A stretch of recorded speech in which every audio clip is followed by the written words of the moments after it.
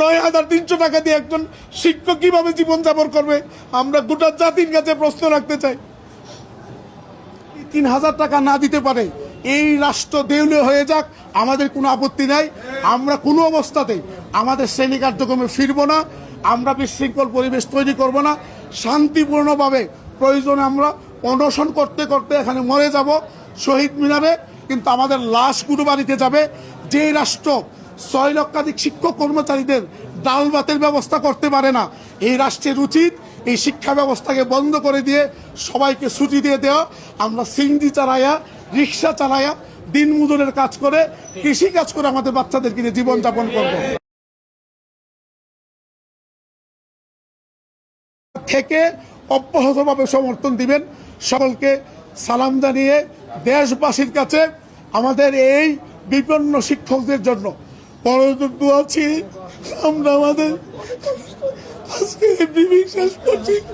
আমার এক শিক্ষক কালকে স্ট্রোক করেছে, তাকে উত্তরাতে কালকে আমরা দেখতে গিয়েছি। আমাদের কষ্ট সরকার আমাদের কষ্ট বিবেচনায় নিতে চায় না, আমাদেরকে বাস্তবায়ন করে শহীদ মিনার মেনে ফেলেন। আমরা এখান থেকে যাব না, আমাদের লাশ যাবে। সকলকে ধন্যবাদ। আমাদের মাত্র 1,000 টাকা বাড়ি ভাড়া দেওয়া হয় আর 500 টাকা চিকিৎসা ভাতা। এটা দেখে বস্তিতে থাকা সম্ভব? এটা রাষ্ট্রের বোঝা উচিত যে 1,000 টাকা বাড়ি ভাড়া দিয়ে একটা অনার্স মাস্টার শিক্ষিত মানুষ সে কিভাবে 1,000 টাকা বাড়ি ভাড়া দিয়ে থাকবে? আর এখন নিয়োগ হচ্ছে 400-500 কিলো দূরে, কিভাবে তারা জীবনযাপন করবে?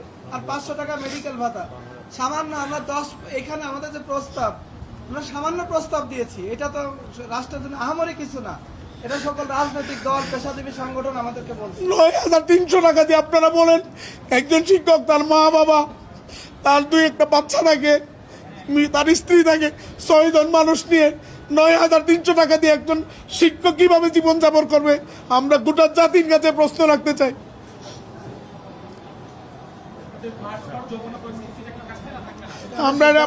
আমরা সিদ্ধান্ত আমরা শহীদ মিনারকে আলোচনা করে জানাবো।